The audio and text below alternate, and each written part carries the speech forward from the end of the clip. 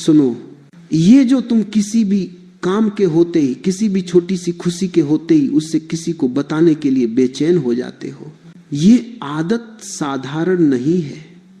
ये आदत तुम्हारे भीतर की एक गहरी कमजोरी को प्रकट करती है। तुम सोचते हो कि तुम खुशी बांट रहे हो, लेकिन वास्तव में तुम अपनी खुशी को खोल कर रख देते हो, और जो खुला होता है वह सुरक्षित नहीं रहता। मनुष्य बहुत कोमल है, ऊपर से कठोर दिखता है, भीतर से बहुत नाजुक है। उसके सुख कांच की तरह होते हैं, जरा सी ठोकर और दरार पड़ जाती है। लेकिन तुम क्या करते हो, जैसे ही जीवन में कुछ अच्छा घटता है तुम उसे शब्दों में ढाल देते हो, दिखाने लगते हो, सुनाने लगते हो, जैसे भीतर ठहरना तुम्हें आता ही नहीं। मैं तुमसे यह नहीं कह रहा कि दुनिया बुरी है, मैं यह भी नहीं कह रहा कि हर देखने वाली आंख शत्रु है, पर मैं यह अवश्य कह रहा हूं कि हर आंख पवित्र नहीं होती, हर दृष्टि में प्रेम नहीं होता। कुछ दृष्टियां खाली होती हैं, और खाली मन बहुत खतरनाक होता है। खाली मन तुलना करता है, खाली मन जलता है, खाली मन चुभता है। नजर कोई जादू नहीं है, नजर कोई टोटका नहीं है, नजर चेतना का स्पर्श है।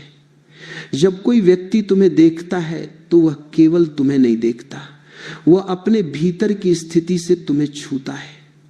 यदि उसके भीतर संतोष नहीं है तो उसकी दृष्टि में विष होगा।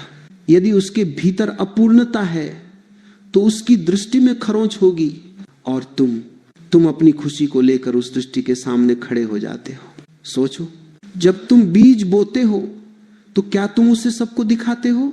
जब गर्भ ठहरता है तो क्या उसी दिन घोषणा कर दी जाती है?